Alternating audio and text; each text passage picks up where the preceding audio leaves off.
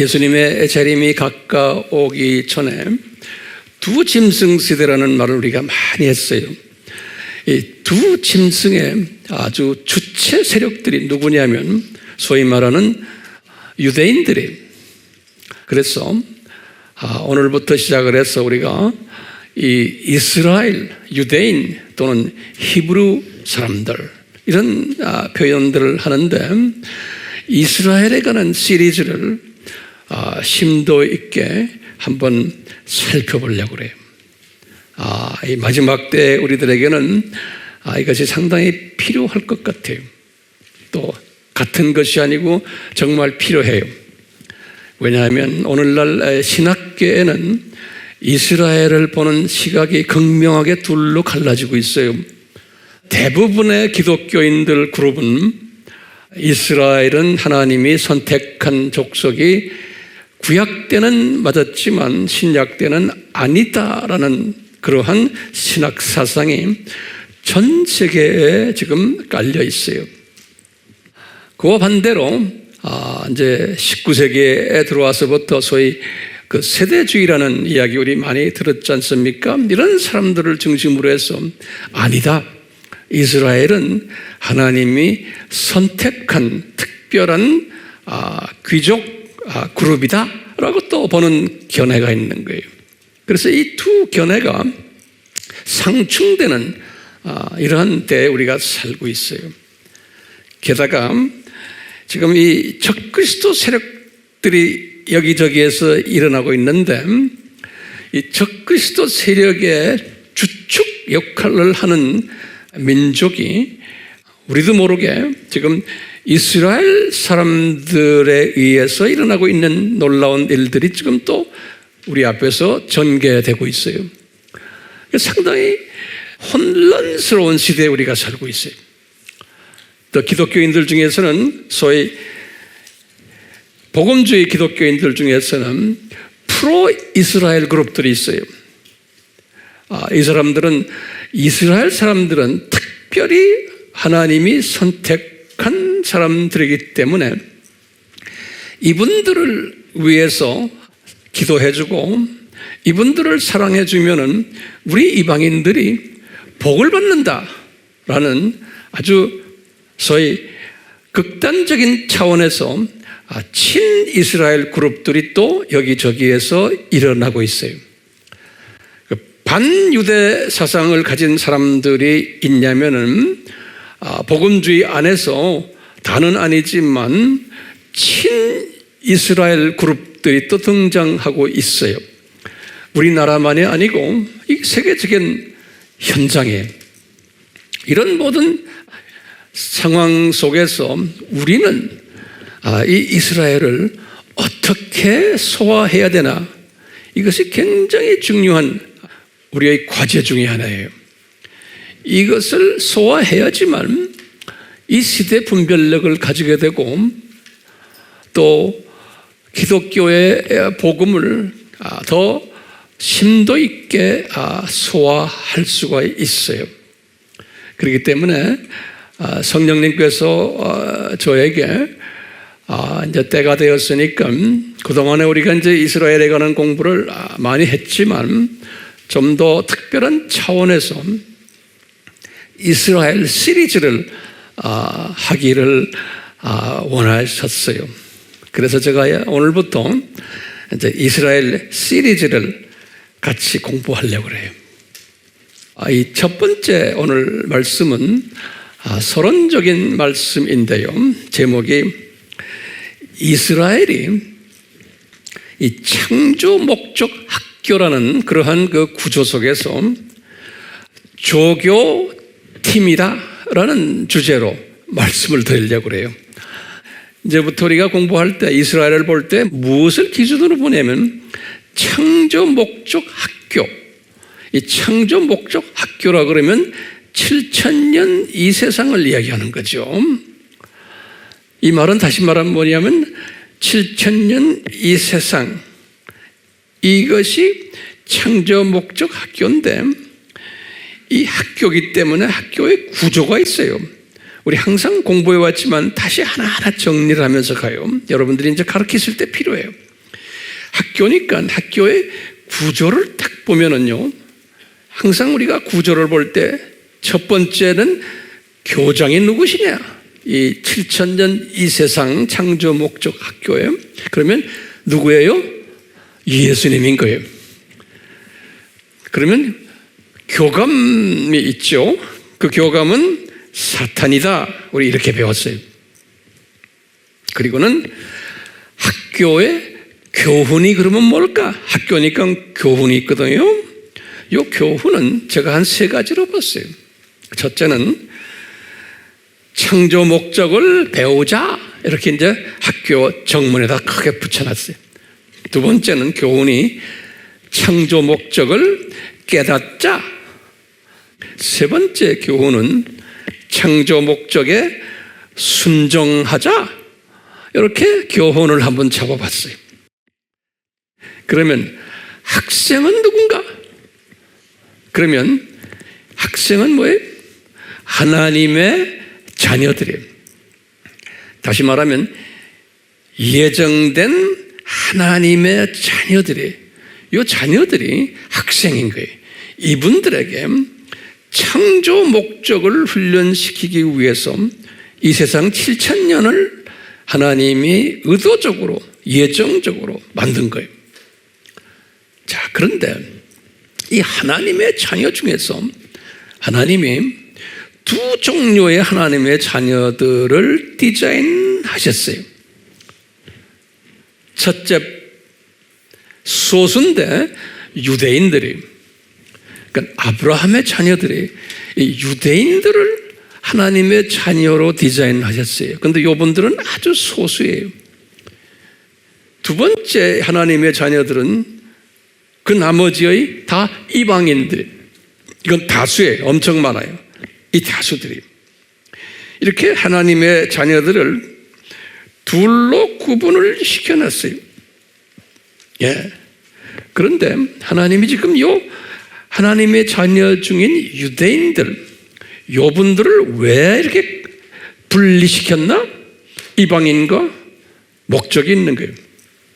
요 유대인들을 하나님이 특별히 분리시켜가지고 이 다수의 이방인 하나님의 자녀들에게 요 창조 목적에 아주 절대성과 절대적으로 중요하다는 거예요. 그 다음에 창조 목적의 중요성을 가르쳐주기 위해서 요 유대인 그룹들을 선별하여서 차출해놨어요.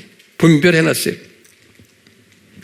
근데 이분들이 이제 학생이지만 교사 역할까지도 하는 거예요. 요분들이. 그래서 이 학교이기 때문에 교사가 있어요. 그러면 우리 공부했지만 좋은 교사팀들이 누굽니까? 교장 선생님 측의 분들이 천사들이에요.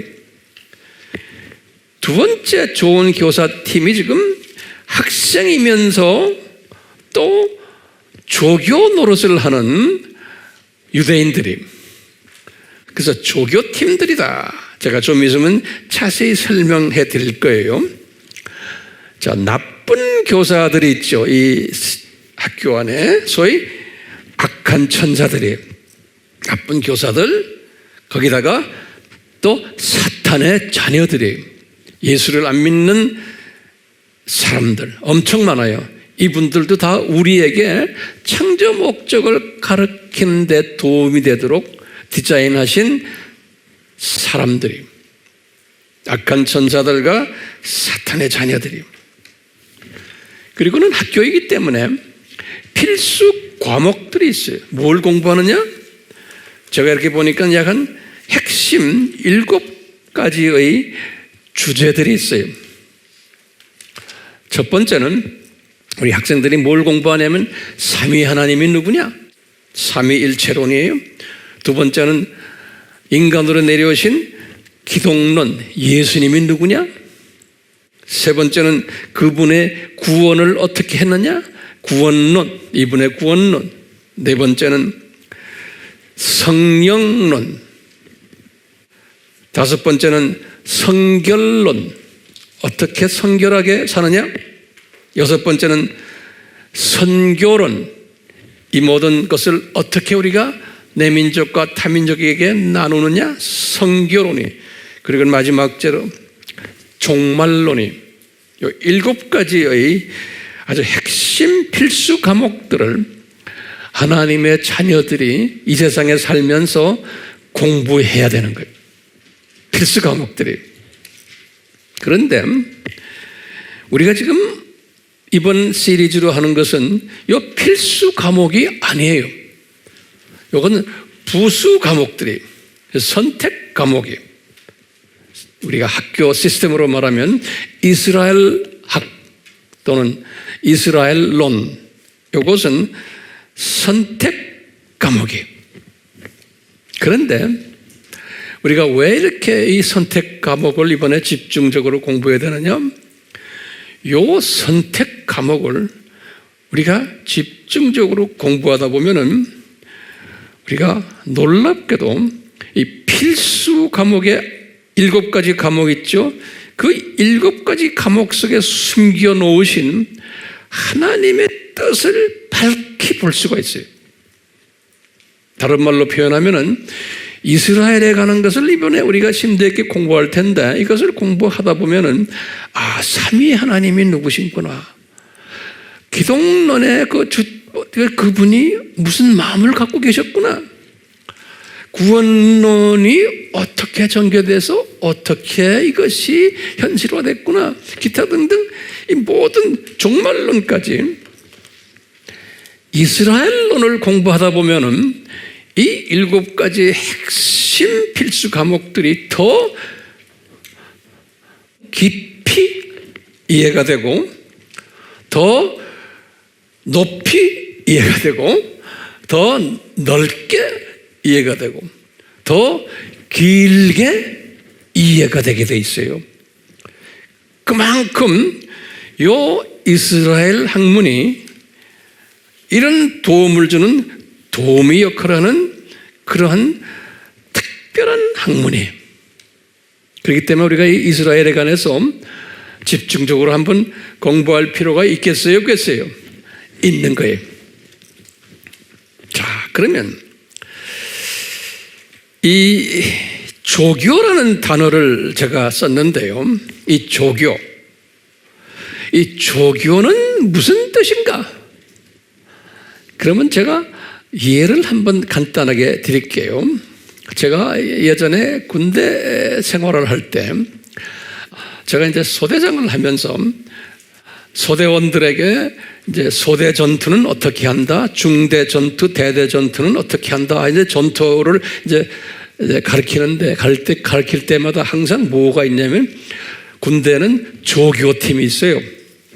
훈련된 소대 전투를 실제로 어떻게 하는 것을 훈련을 받은 조교팀이 있어요. 그래서요, 부대원들 쭉 있는 데서 우리가 이렇게 앉아서 조교팀들이 앞에 나가가지고 먼저 모범을 보여줘요. 전투는 어떻게 한다, 소대 전투는 어떻게 한다, 총은 어떻게 쏜다 하면서 조교의 시범이 있어요. 그 조교의 시범을 실제로 보여주거든요. 이렇게 쭉 조교의 시범을 보면서 실제 전투는 우리가 어떻게 하는 거구나, 이렇게 알 수가 있는 거예요. 우리가 비행기를 타도 비행기에서 요새는 그 스튜어디스들이 나와가지고 마스크는 어떻게 쓰고 뭐는 어떻게 하고 나와서 이거 하죠. 이거 들고 나와서 연습, 이거 다 조교하는 거, 우리한테 가르쳐 주는 거예요, 실제로. 예. 그러니까 실제로 이 조교의 역할이 뭐냐면요, 미리 보여주는 거예요. 미리 보여주는 팀들이, 조교는 어디에서 보여주느냐? 현장에서, 역사 무대에서, 또는 쉽게 말하면 연극 배우들의 연극 무대에서. 그리고 어떻게 보여주느냐? 시청각 교육을 통해서 우리 눈으로도 보게 하고 귀로 듣게 하고, 그러니까 오디오와 이 비디오 방법으로 실체가 어떻게 할 것을, 실체가 누구인 것을 요 조교들이 먼저 보여주는 거예요. 그런데 이스라엘 사람들이 요 조교팀으로 차출된 거예요. 뭘 보여주기 위해서냐? 창조 목적이 무엇인가, 또 창조 목적이 얼마나 절대적으로 중요한가, 절대성과 중요성을 하나님의 자녀들에게 보여주기 위해서, 가르쳐 주기 위해서 하나님이 그냥 성경책으로만 적어놓고 읽게만 하지 않았어요.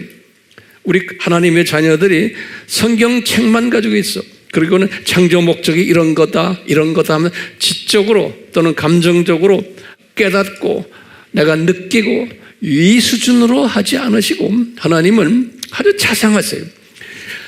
하나님의 자녀들 중에서 한 민족을 택해가지고 이 하나님의 창조 목적의 중요성과 절대성을 그 민족을 통해서, 그 민족의 역사 속에서 무대 위에 띄워놓고는 나머지 하나님의 자녀들이, 세계의 이방인이 99.9%가 이방인들이, 이 사람들이 책으로만, 눈으로만 보고 오디오로만 듣지 않고 시각으로, 시청각적으로 볼 수 있도록 디자인하신 거예요. 하나님께서 그 시청각 디자인을 하시고는 한 민족이 실제로 역사 속에서 뛰게 하는 거예요.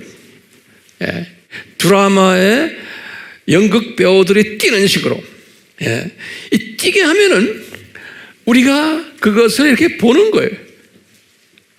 그 뛰는 모습을 보면서 아하, 창조 목적이 이렇게 중요하구나, 저 사람들 통해서 우리에게 보여주는 거예요. 예. 이 무대에서 뛰도록, 우리를 위해서 뛰도록 디자인하시고 차출한 그 족속 하나가 이스라엘 족속인 거예요. 예. 여기에 이제 이 팀장을, 누굴 만들었냐? 아브라함을 팀장으로 이제 선출하신 거예요. 그래서 이제 이분들이 뛰면서 우리는 뭘 보냐면, 아하, 교장 선생님의 뜻이 뭐구나. 저분들이 뛰면서 거기에서 이제 우리에게 주는 메시지들이 있어요. 아하, 창조 목적 학교의 교훈이 이렇게 중요하구나라는 것을 그분들을 통해서 보여주는 거예요.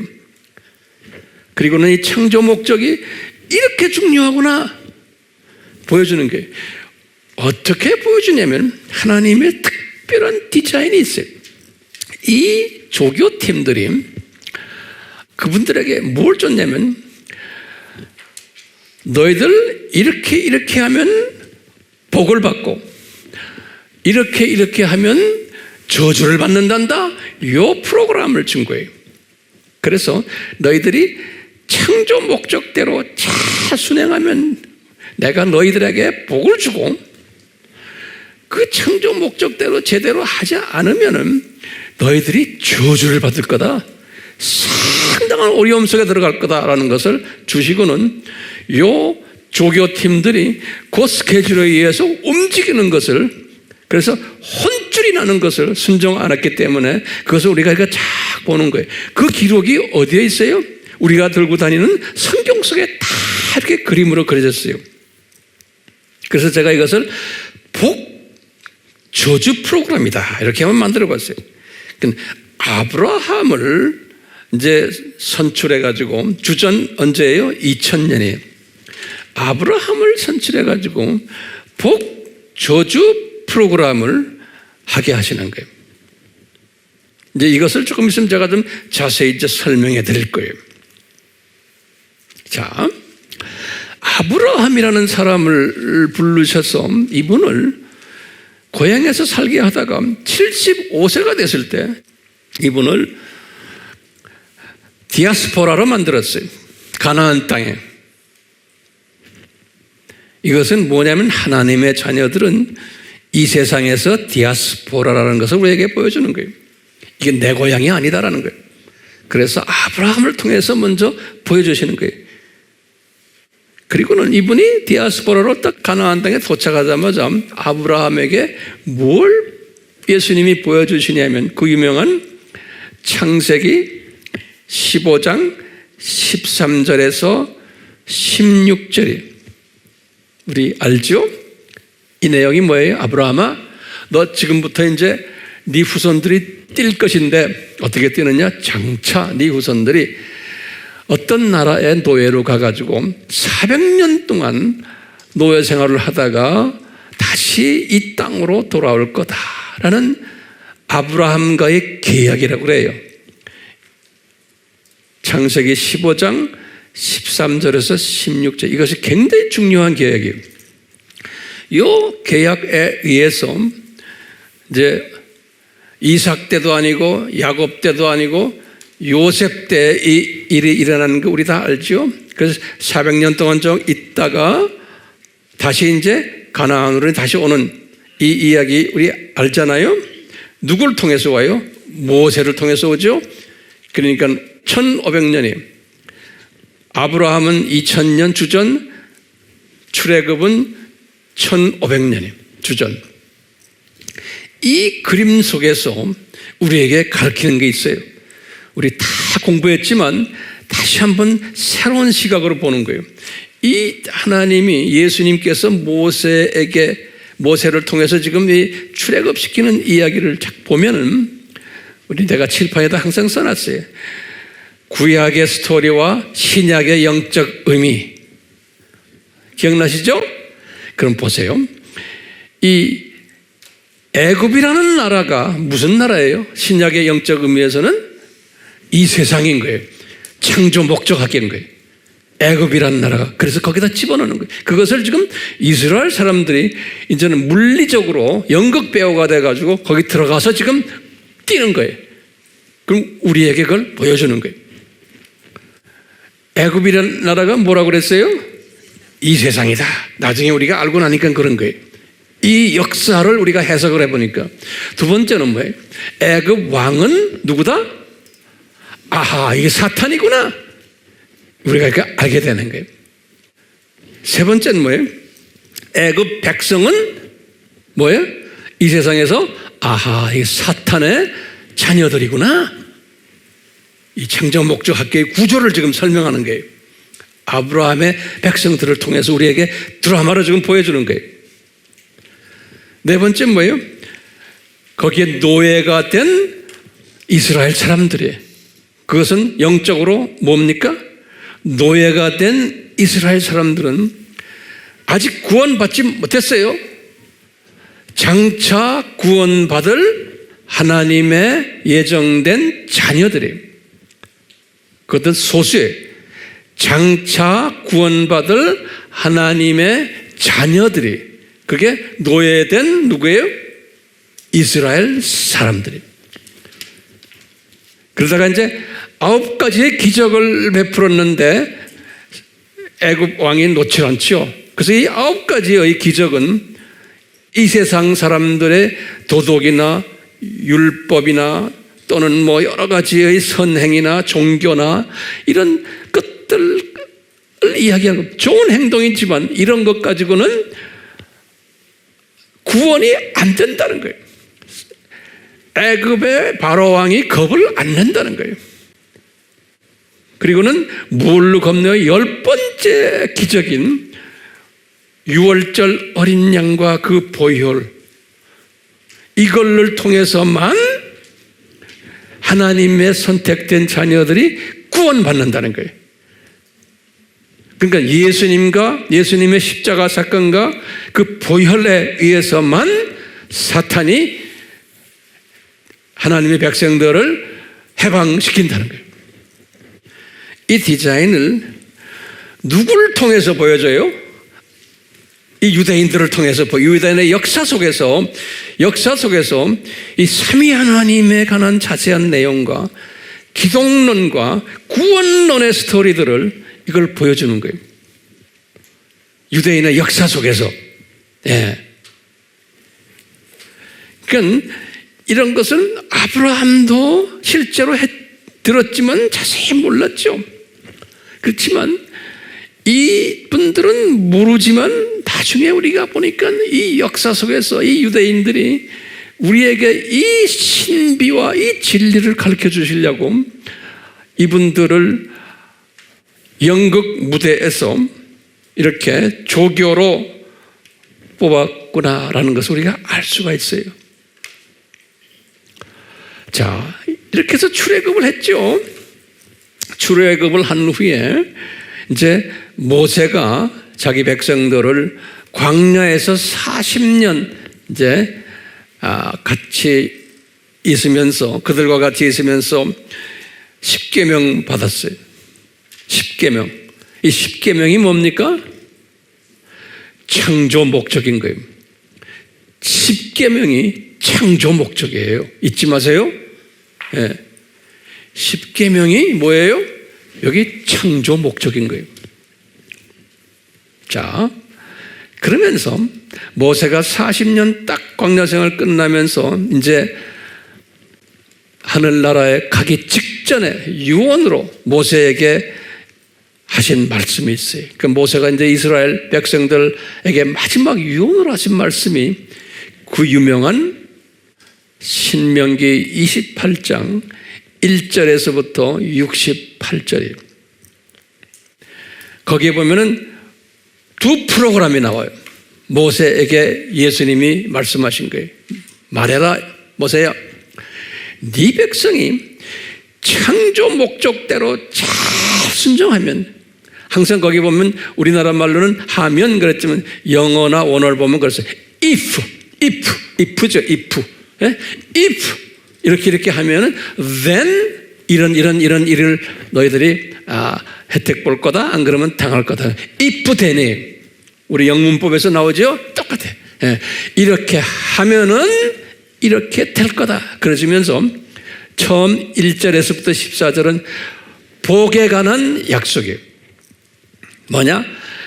창조 목적에 순종하면 너희들이 엄청 복을 받는단다. 그런 거예요. 가정이 복을 받고 자녀가 복을 받고 물질의 복을 받아서 항상 충만해가지고 남에게 꺼주고 절대로 끄지 않고 모든 사람에게 꼬리가 되지 않고 머리가 되고 손을 대는 것마다 잘 되고 만사형통하고 이런 복을 받는단다. 그래서 if then, 그러니까 여러분들 잘 들으세요고요. 이게 if then이니까 잘 보면은 이게 무슨 칼빈주의예요? 알메니안주의예요? 여기 알메니안주의예요. 그렇죠? 조건부예요. 내 노력과 나의 의지가 따라가는 거예요. if then 이렇게 된다는 거예요. 그러니까 그 자체만 보면은 뭐예요? 알메니안주의예요. 그런데 그 뒤에 숨겨 있는 게 뭐예요? 숨겨 있는 게 예정론인 거예요. 그 숨겨 있는 게 뭡니까? 내가 예수님이 너희들을 차출해서 내가 뭐 하겠다? 창조 목적 교육을 시키겠다는 그 예정이 깔려 있는 거예요. 그 예정 안에서 지금 이 자유의지론이 움직이는 거예요. 그러니까 이 자유의지론은 예정론 안에서 있는 하나의 부속 사상이. 근데 많은 사람들이 이 밑에 깔려있는 그 예정적인 하나님의 큰 그림을 보지를 못해요. 많은 기독교인들이. 그렇기 때문에 이스라엘 사람들이 잘못했기 때문에 이렇게 생고생을 했다라고 보는 거예요. 아니에요. 하나님의 완전한 디자인 속에서 이스라엘 사람들이 생고생을 한 거예요. 지금 1절에서부터 14절까지는 그래요. 복에 관한 약속이에요. 그것도 조건부예요. 그런데 나머지 15절부터 68절까지 아주 긴 이야기예요. 성도 여러분들 그 내용을 들여다보면 만약에 그랬어요. 만약에 불순종하면은 창조 목적에, 다시 말하면 10계명에 불순종하면은 이 복들이 다 저주로 바뀐다는 거예요. 저주로. 그래가지고요, 가정에 저주가 오고 자녀들에게 저주가 오고 물질도 저주가 와서 항상 돈 빌리러 다니고 머리가 되지 않고 꼬리가 되고 손 대는 것마다 잘 안 되고, 예.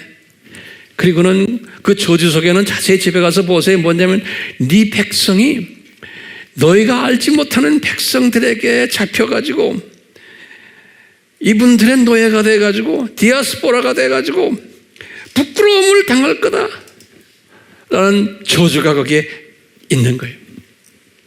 디아스포라가 될 거다. 이렇게 지금 이것이 누구한테 말한 거예요? 모세를 통해서 말씀하신 거예요. 신명기 몇 장이에요? 28장에. 그렇죠? 네. 이렇게 지금 이 메시지를 모세가 심각하게 전했어요. 자기 백성들에게. 그리고는 주님 나라에 갔어요. 모세가 간 후에 여호수아는 그래도 이 말씀대로 살려고 노력을 했어요. 그런데 사사시대부터 들어와 가지고는, 사사시대는 주전 1375년에서 1050년까지, 1050년은 사울 왕이 이제 왕되는 때인데요. 이때까지 사사시대 때 보면은, 우리 사사기를 보면은 이 창조 목적대로 하나님의 자녀들이 살지 않아가지고 혼쭐 났다가 사사가 와서 또 좀 회복시켜주고 하는 이야기예요. 이게 연극 무대, 이분들의 역사 속에서 창조 목적에 위배할 때 콩밥을 먹다가 회개하고 잘하겠습니다 하면 또 회복시켜주고 하는 이야기가 요 사사시대 이야기예요. 그러니까 이분들이 지금 무대에서 뛰는 거예요. 창조 목적이라는 큰 주제 안에서. 그러다가 이제 왕정시대가 됐죠. 이제 사울 왕이 1050년이거든요. 주전. 그래가지고 이제 이분이 첫 왕이 된 후부터 이제 다윗이 1010년에 왕이 됐어요. 다윗이. 솔로몬은 970년에 왕이 되고 이렇게 됐는데요. 다윗은 1010년에서 970년까지 40년 동안 왕 노릇하고, 그 다음에 이제 다윗 죽은 후에 970년에서부터 930년까지 40년 동안 솔로몬이 왕 노릇했어요. 근데 신기하게도요, 다윗이 솔로몬한테 그랬죠. 창조 목적에 순응을 해라. 안 그러면 너 혼난다. 3번이나 경고했어요. 다윗이. 근데 다윗은 아주 훌륭한 연극 배우였어요. 그런데 솔로몬은 악역을 하는 연극 배우예요. 이분이 아주 창조 목적을 위배하는 행동을, 그 자세한 내용은 우리 말할 필요 없죠. 그것 때문에 나라가 둘로 갈라졌죠. 북이스라엘과 남유다. 그래서 북이스라엘의 왕 20명이 대부분이 19명이 창조 목적에 위배되는 행동을 했어요. 하나님의 퍼펙트한 디자인 속에서 하는 거예요. 그래서 누구한테 혼쭐 났어요? 722년 아수르 제국을, 하나님이 아수르 제국, 거기에 제국의 모든 왕들도 예수님이 다 세우신 분들이. 그래가지고 이스라엘 사람들을 창조 목적 훈련을 시키는 거예요. 무대 위에서, 역사 무대 위에서. 그리고는 남유다 왕국도 똑같아요. 20명의 왕 중에서 대부분의 왕들이 다 창조 목적을 위배하는 짓들을 했어요. 그분들의 자유의지를 발동해서 if then, 만약에 if 이렇게 하면은 이렇게 한다고는 모세의 예언에 빠져가지고 이분들이 했어요. 기가 막힌 게요. 예루살렘 성전도 지어놓고 이분들이 종교활동 열심히 하고 헌금도 많이 내고 금식 기도도 하고 종교활동 엄청나게 했는데도요, 이분들이 딴 짓은 하는데 창조 목적에는 철저하지 못한 거예요. 신기하게도 그게 그대로 지금 신약의 교회에서는 똑같은 거예요. 창조 목적에는 적당히 하는 거예요. 그러니까 바벨론 586의 바벨론 제국을 불러다가 혼쭐 내는 이야기 우리 다 알지요? 네. 그 후에 나라가 독립이 안 되고 바벨론 제국 다음에 페르시아 제국 때도 마찬가지고 그리스 제국 때도 마찬가지고 로마 제국 때도 마찬가지고 이러면서요. 이런 큰 제국 밑에서 거의 식민지 역할을 하면서 있었던 거예요. 그러니까요. 이 민족이 전 세계에 디아스포라로 퍼져가지고 지금까지도 그렇지만 에스라 때 보면요. 약 한 주전 400년 때 에스라가 인구조사를 해보니까 수백만 명의 유대인들이 나가서 디아스포라를 하는데 이스라엘에 귀환한 사람은 5만 명밖에 안 됐어요. 5만 명.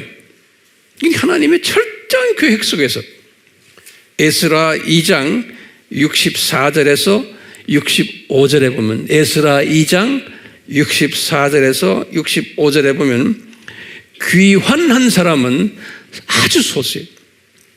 왜요? 모세가 이미 이스라엘 사람들에게 유언으로 남긴 거 알죠? 창조 목적에 위배를 하면은 너희들이 이렇게 디아스포라가 된다라는 것을 가르쳐 줬잖아요. 그대로 지금 하고 있는 거예요. 그렇기 때문에요. 이분들이 지금요. 이제 우리가 알메니안주의 사고방식으로 보면은 이분들이 잘못해서 이렇다, 이분들이 잘못해서 이렇다, 이제 우리가 강조하잖아요. 그런데 큰 그림 속에서는 이것은 하나님의 예정이었던 거예요. 왜 이런 걸 예정했어요? 하나님의 자녀들이 창조 목적 훈련을 시키기 위한 하나님의 예정적 교육 프로그램이었던 거예요. 기가 막히게 예수님 당시에도 딱 보면요. 다 눈이 감겨가지고 예수님을 하나님으로 보는 사람들은 아주 소수였어요. 그리고 유대인들 대부분이 예수님을 배척하고 심지어는 예수님을 십자가에 죽이기까지 하는 일을 이 유대인들이 한 거예요. 우리가 이제 그냥 하나의 그 자유의지론적으로 보면 이렇기 때문에 주후 70년 사건이 일어났다 이렇게 보는 거예요. 자유의지론적인 의미에서. 그런데 예수님이 미리 말했어요. 주후 70년 사건은 앞으로 일어날 거다. 마태복음 23장 38절 39절에 보면 그래요. 주후 30년에 예수님이 벌써 말씀하셨어요. 그래가지고 지금 이스라엘이 주 70년부터 시작해서 지금 오늘날까지 이 유대인들이 이 저주를 회복을 받지 못했어요. 오늘날까지. 그래서 항상 제가 사도행전에서도 강의했지만 이분들이 경험했던 5가지 저주가 있어요. 뭐예요? 처음에 나라가 망한 것, 주 70년에. 두 번째 저주가 뭐예요? 성전이 파괴된 것. 세 번째 저주는 이분들이 디아스포라가 된 것. 디아스포라. 네 번째 저주는 예수님을 보지 못하도록 까막눈이 된 거예요. 그것도 저주예요. 다섯 번째는 반유대주의로 고통을 당하는 저주예요. 이런 저주를 이스라엘 사람들이 지금 받고 있는데 특히 요새 와서는요, 이 예수님의 재림 전에는 이 적 그리스도 그룹 중에 대표적인 적 그리스도 역할을 하는 그룹들이 이 이스라엘 민족들이. 그렇기 때문에 상당한 우리의 질문이 여기 있는 거예요. 왜 이 이스라엘 사람들이 이렇게 나쁜 짓을 하는가? 뿐만 아니라 그 이스라엘이 하나님이 선택한 민족이고 땅인데 왜 저 땅에는 아직까지도 복음이 들어가기가 힘들고 왜 기독교인들을 핍박하고 왜 저 나라가 지금도 호모섹스가 제일 많고 저 나라가 국회를 들여다봐도 예수 믿는 사람 하나도 없고 저 나라가 보면은 지금 이 팔레스타인과 싸움질하고 있고 저게 평화스러운 곳이 아닌 거예요. 이게 다 저주예요. 왜 이런 저주들을 저 나라 사람들이 왜 지금 받고 있는가? 소위 하나님의 자녀라고 하는 유대인들이 지금 보면은 이런 모습들인 거예요. 자, 그러면 이 저주가, 이분들의 저주가 언제 끝날까? 라고 우리 한번 질문 던져보면은 언제 끝날 것 같아요? 제가 볼 때는 예수님의 재림 때까지 아마 계속될 것 같아요. 이 예수님의 지상 재림 때까지 이 저주가 계속될 텐데, 우리는 이 학생들이라고 그랬죠. 이방인 기독교인들은요, 이 이스라엘 사람들의 그 역사 무대에서, 구약 역사 무대에서, 신약 역사 무대에서 뛰는 걸 이렇게 보면서 우리는 뭐를 깨달아야 돼요? 예? 이분들이 왜 이렇게 저주 속에 있어요? 역사 무대에서? 그럼 뭐라고 대답해요? 뭘 못했기 때문에? 창조 목적에 위배하는 행동을 했기 때문에 그런 거예요. 창조 목적에 위배하는 행동을 이 민족들이 구약 때도 했고 신약 때도 해온 거예요. 지금까지. 왜 이분들이 이런 역기능적 활동을 하도록 할까요? 그러면 하나님의 철저한 플랜 속에서, 역기능적 교육 시스템의 플랜 속에서 하나님의 자녀들에게 가르쳐 주시는 거예요. 얘들아, 너희들 봐라. 저 사람들 지금 무대에서 뛰는 거. 너희들 창조 목적이 얼마나 절대적이고 중요한지를 아느냐? 하나님의 자녀가 창조 목적대로 살지 않으면 이런 고생을 한단다라는 것을 봐라. 저분들의 역사를 들여다봐라. 그걸 가르쳐 주려고 그러는 거예요. 그러니까 조교 그룹들인 거예요. 우리에게 하나님의 뜻을 보여주기 위해서 무대에서 뛰게 하는 조교 그룹들인 거예요. 조교 그룹들. 예. 그렇기 때문에 우리가 이 조교 그룹에 대해서 공부가 필요해요? 안 필요해요? 예, 필요한 거예요. 예. 이 조교 그룹에 이런 모든 하는 행동들을 보면서 이 속에 깔려있는 하나님의 뜻을 우리가 이렇게 보게 되면은, 그걸 깨달으면은, 이 조교 그룹이 악하게 놀수록 이 이방 하나님의 자녀들이 더 창조 목적을 깨닫게 되고 더 세계 복음화에, 지상 사명에 충실하게 되어 있어요. 그래서 마태복음 24장 14절에 이 천국 복음이 모든 족속에게 전파되리니 그제서야 끝이 오리라 그랬죠. 그렇기 때문에 우리는 뭐냐면 창조 목적을 만방에 전하는 일을 열심히 할 때 이스라엘 사람들의 모습을 보면서 봐라, 저 사람들이 창조 목적에 저렇게 실패를 했기 때문에 고생하잖아요. 그렇기 때문에 우리는 이스라엘 사람들 창조 목적에 저렇게 한 것을 우리 보고는, 저 사람들이 무대에서 뛰는 걸 보고는, 그래서 저렇게 고생하는 걸 보고는 우리는 정신 차리자. 우리는 창조 목적대로 잘 예수님을 섬기자라고 하는 것이 전도의 목적이고 선교의 목적인 것이에요. 그냥 예수님이 날 위해서 죽었다 이 차원이 아니에요. 예? 그렇기 때문에 이분들이 고생을 하고 저주 속에 들어가 있을 때마다 그 모습을 보고는 우리는 더 이 7가지의 핵심 교과목들 있죠? 여기에 대해서 더 깊이 넓게 길게 높게 소화할 수 있게 돼요. 이 사람들을 보면서요. 왜냐하면 이 이스라엘 사람들이 갖고 있는, 그 사람들이 지금 고생하는 저주 속에 있는 그 저주의 의미를 깨닫게 되면요, 그 속에 숨겨진 하나님의 뜻을 깨닫게 돼요. 그렇기 때문에 우리가 이스라엘 공부를 철저하게 해야지만 숨겨진 하나님의 뜻을 깨달을 수 있어요. 그렇기 때문에 이스라엘 공부를 열심히 할 때마다 우리의 영성이 더 풍성해지고 시대 분별력이 더 명확해지고 우리의 믿음이 더욱 역동적이 되고, 게다가 우리는 이 삼위 하나님을 더 경외하는 사람이 되는 거예요. 예. 자, 그렇다면 제가 한두 가지 질문을 한번 던져볼게요. 왜 하나님이 이 조교팀을 디자인하셨나? 이게 왜 아브라함을 불러가지고 그 족속들이 이 조교팀으로 하도록 디자인하셨나? 그러면은 거기에 대한 대답은 간단해요.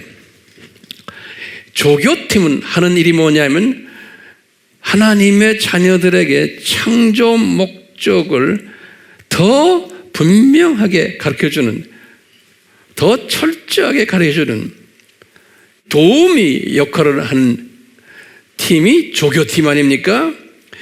왜 조교팀이 필요한가요, 우리에게?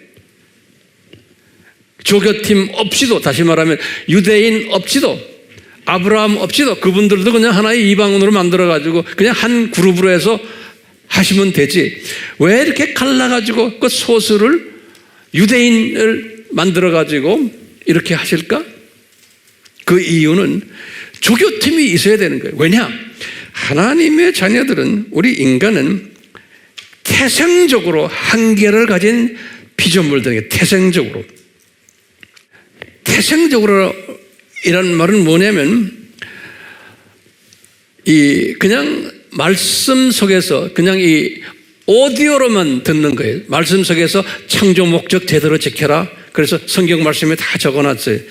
그 오디오식으로만 배워가지고는 태생적으로 창조 목적의 그 절대성과 중요성을 그렇게 심각하게 받아들이지 않는다는 거예요.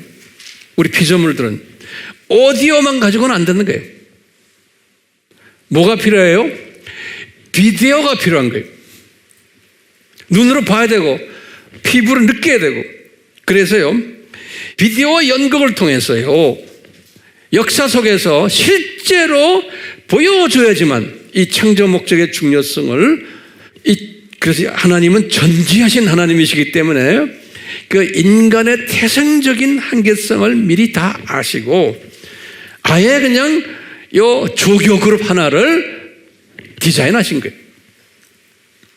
그래서 이 조교 그룹을 통해서 우리가 비디오로 보게 되면은 창조 목적이, 이게 중요하구나. 오디오로만 들으면은 그 창조 목적의 중요성과 절대성을 그냥 머리로만 알게 되고 그냥 가볍게 여기고 심각하게 여기지 않게끔 또는 잊어버리게끔 되어 있는 게 피조물의 뭐예요? 태생적 한계성이에요. 그래서 비디오로 이제 보여주시는 게 조교팀을 통해서 보여주신 거예요. 근데 보시면 우리가 성경에 보면 구약에서 이 비디오로 보여주시기 위해서 아까 우리 아브라함에게 그랬죠. 네 족속이 400년 동안 어느 나라에 가서 고생하다가 나올 거다. 그래서 비디오로 보여주신 거예요. 비디오로. 그래가지고 실제로 뛴 거예요, 이분들이. 그러니까 이분들 엄청나게 고생하면서 뛴 거예요. 누구한테 뭘 보여주기 위해서요? 그러면 알죠? 왜 뛰었나, 그분들이? 또 모세에게 유언으로 말씀하신 신명기 28장, 오늘 본문 말씀이죠. 1절에서 68절까지도 이것을 어떻게 했어요? 구두로 말한 거예요. 모세가 오디오로 말한 거예요. 그것을 실제로 그 나머지 모든 역사들을 보면 예수님 올 때까지 이 역사들은 뭐예요? 비디오로 보여준 거예요. 그분들이 실제로 비디오로 역사 무대에서 뛴 거예요. 그러면서 이 창조 목적을 위반할 때마다 엄청난 혼쭐을 당하는 것을 722년 586 나머지 쭉 해서 5대에 저주받는 것, 이 다 뭡니까? 이분들이 역사 속에서 오디오와 비디오로 우리에게 보여주신 거예요. 이분들이 뭐 하는 사람들이에요? 창조 목적 학교의 뭐예요? 조교 그룹들인 거예요. 우리를 위해서 이렇게 다 보여주신 거예요. 그렇기 때문에 우리는요, 인간적으로 보면은 이 유대인들 보면은 참 고맙죠? 그렇기 때문에 우리가 유대인들, 당신들 정말 수고 많았어. 당신들 고생했어. 고맙소. 이렇게 이야기할 수 있죠. 있지만, 우리가 지금 이제 앞으로 이제 계속 내가 이야기하겠지만, 그렇다고 해서 유대인들이 우리보다 소위 더 잘나서 선택받은 것도 아니고, 하나님의 우리보다 더 크신 사랑 안에 있기 때문에 이렇게 된 것도 아니에요. 그렇지만 성서에서 보면 내가 너를 누구보다 사랑한다, 눈동자와 같이 이뻐한다 말도 있어요. 그렇지만 이분들이 무대에서 뛰도록 힘을 주기 위해서 한 거지, 이분들이 이방인들 99%의 이방인들보다 너희들을 더 사랑한다라는 의미는 아니라고 저는 생각해요. 이제 때가 되면 제가 이제 자세히 설명하게 될 거예요. 자, 오늘은 이 유대인들이 창조 목적 학교에서 조교 역할을 하는 팀들이다라는 것을 지금 제가 설명해 드렸어요. 자, 내가 결론적으로 한두 마디만 하고 끝낼게요. 우리 바울을 한번 들여다보면요, 바울이 35년에 주후 개종했잖아요. 유대인이죠. 이분이 로마서를 쓸 때가 57년이에요. 그러니까 개종하고 몇 년 후에 22년이죠. 그렇죠? 개종 22년 동안 예수님을 섬기면서 이 유대인, 자기 민족의 이 저주를 받은 사건에 대해서, 다시 말하면 이 5가지 저주에, 이 사건에 대해서, 또 구약에서 나오는 모든 이 저주들, 구약의 스토리가 유대인 저주받는 이야기예요. 제 말 동의하세요? 구약 스토리가 이 유대인들 저주받는, 고생하는 이야기예요. 이 창조 목적 때문에, 창조 목적을 불순종했기 때문에 고통받는 이야기가 구약 이야기예요. 바울이 똑똑한 사람이 이걸 다 아는 거예요. 신약에 와서도 자기가 이렇게 복음을 받아가지고 전해보니까 유대인들이 더 복음을 받지 않고 유대인들이 자신을 더 공격하고 예수님을 더 싫어하고 하는 모습을 보면서 이분이 고민한 거예요.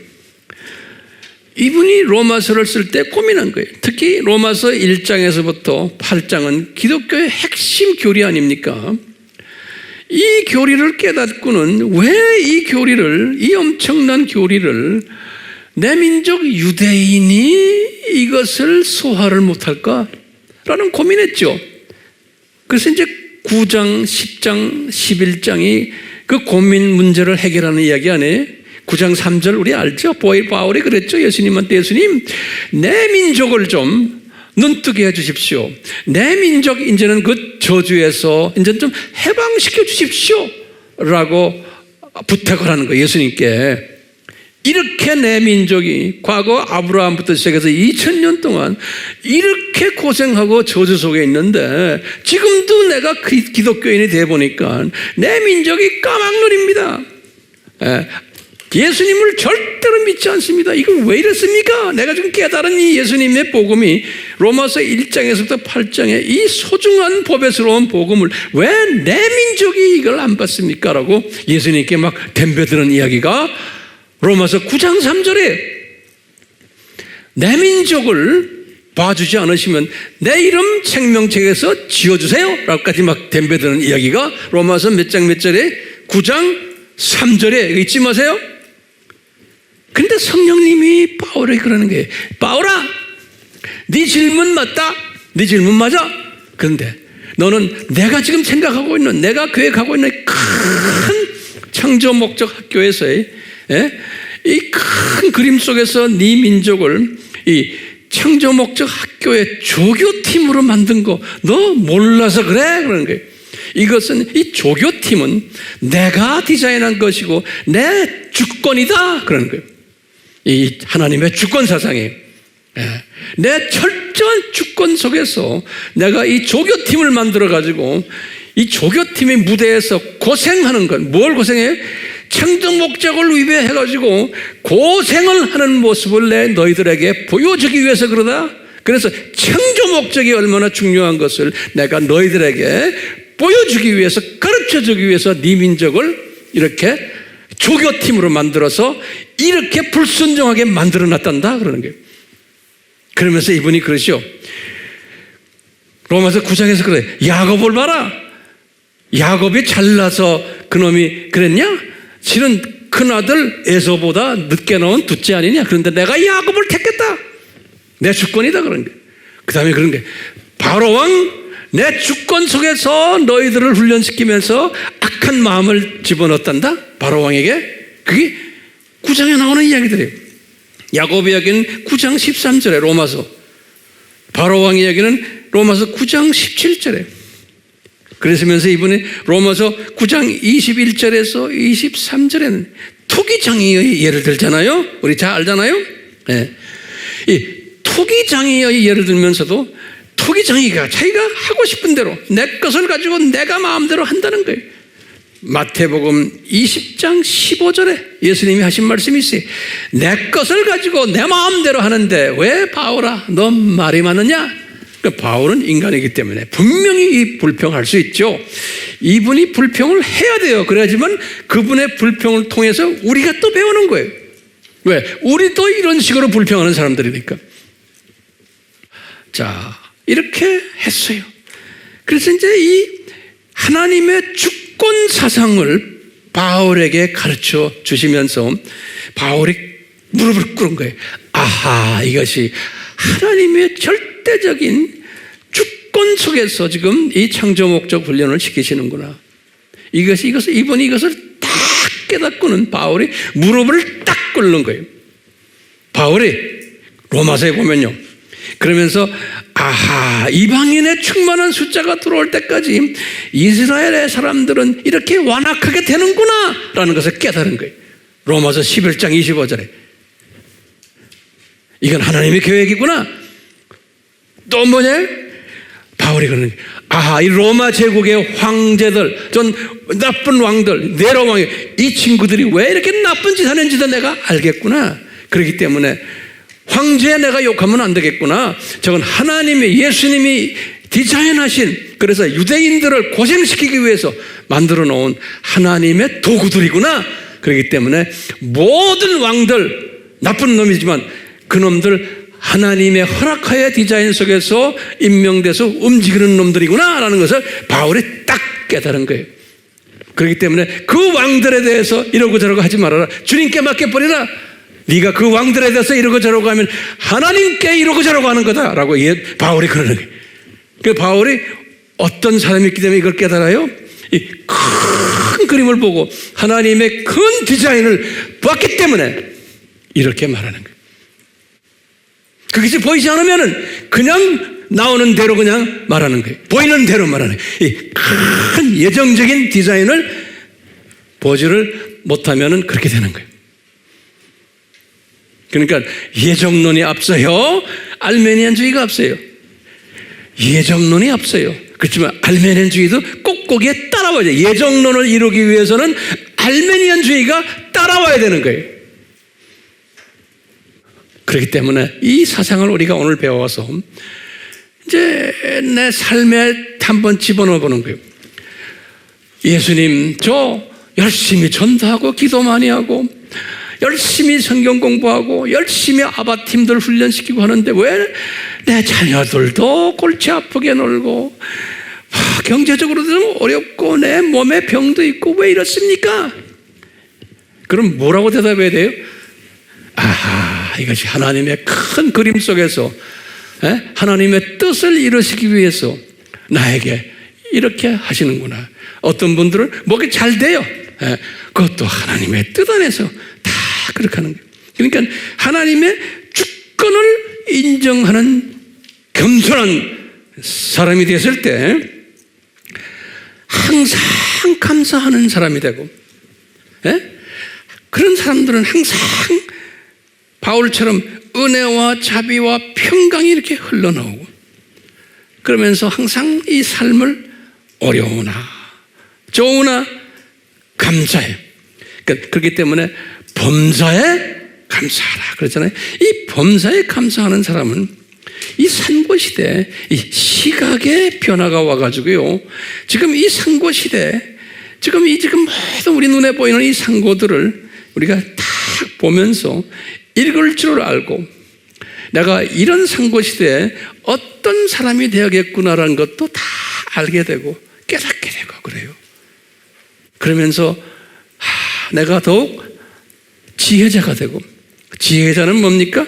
하나님을 경외하는 자가 지혜자라고 그래요. 우리 배웠잖아요. 이 상고지대에 이 지혜자가 되면은 역사의 주인이 되시는, 이제 좀 있으면 이제 예수님이 오실 터인데 이 창조 목적 학교가 거의 끝나는 시대에 우리가 살고 있잖아요. 그렇기 때문에 이분이 끝나기 전에는, 이분이 오시기 전에는 이런 일들이 반드시 일어나야 된다는 것을 우리는 알고 있는 사람들이, 그렇기 때문에 이런 상고 속에서도 우리는 항상 행복하고 감사하며 이 모든 환경에 지배를 받지 않고 이것을 점령하는 이런 지혜자 모두가 되기를 예수님의 이름으로 축원합니다. 그러니까 주님의 뜻을 그냥 따라가는 사람이에요. 예수님 저희들에게 오늘 서론적으로 이스라엘 사람들이 창조 목적 학교에서 조교 그룹인 것을, 이 조교 그룹은 현장에서 역사 속에서 시청각 교육을 통해서 우리에게 무대의 연극배우로 보여주는 그룹인 것을 우리가 깨달았습니다. 무엇을 보여주시려고요? 창조 목적의 절대성과 중요성을 가르쳐 주시기 위해서. 그래서 예정적으로 이 조교 그룹들이 만약에 이렇게 하면 저주받는다, 그 프로그램대로 이분들이 열심히 했지만 항상 창조 목적의 부족한 부분들을 보여주면서 그 저주를 받아왔던 구약의 2000년 역사, 신약의 2000년 역사를 우리가 간단하게 섭렵했습니다. 주여, 이제 예수님의 재림이 가까운 때 이 이스라엘 사람들도 이제는 졸업할 때가 가까움을 우리가 알게 됩니다. 우리가 이 나라를 위해서, 이 민족을 위해서 기도해주고 사랑해주는 그런 마음도 가지게 하시면서, 그렇다고 해서 그분들을 우리가 우상화하면 되지 않고 우리의 파트너로서 우리를 위해서 이분들이 이렇게 고생했구나라는 것을 우리가 한번 깨닫게 되면서, 이제 앞으로 우리가 이스라엘 여러 가지 시리즈를 공부할 때 이것을 바탕으로 해서 주여 우리에게 이제 날로 지식과 명철과 지혜를 많이 부어주시기를 예수님의 이름으로 기도드리옵나이다. 아멘.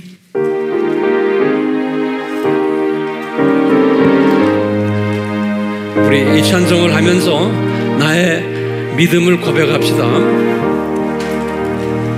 주님의 뜻을 이루소서. 고요한 주에 기다리니 죄로 가득 달래주소. 주님의 영상 받으소서. 주님의 뜻을 이루소서. 주님 발 앞에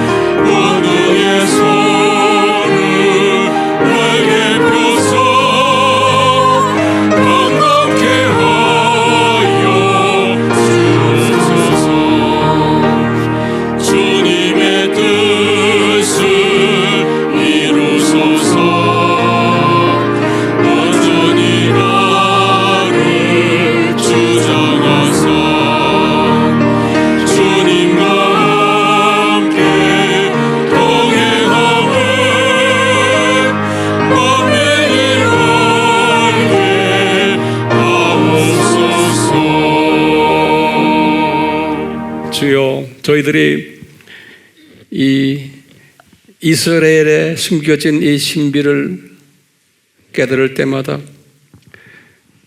하나님의 주권을 더욱 묵상할 수 있게 해주시고, 이 하나님의 주권이 내 삶 속에서도 항상 흘러내려감을 체험하며 고백해 하셔서 하나님이 주권적으로 온전히 나를 주장하시고 나의 주인이 되심을 내가 고백하며, 이 예수님이 나와 항상 동행하고 계심을 어려운 때나 즐거울 때나 주변 사람들이 알게 하시고, 만민이 나의 삶을 통해서 이 주권적인 예수님을 만나는 깨닫게 하는 복의 도구가 되도록 은혜 베풀어 주시옵소서.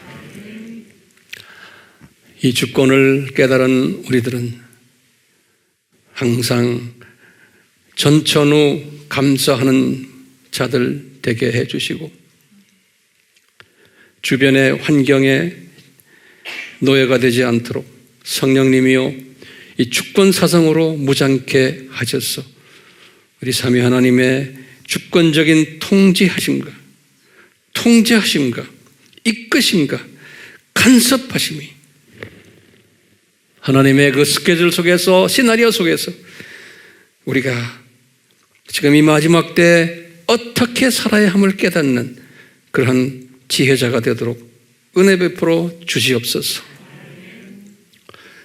예수 그리스도의 무한하신 은혜와 성령님의 끊임없이 간섭하심과 삼위 하나님의 사랑하심, 특히 아버지의 사랑하심이 성령님의 감화감동 이끌게 하심과 지혜를 베푸심이, 분별력을 베푸심이 우리에게 항상 넘쳐나기를 예수님의 이름으로 축원하옵나이다. 아멘.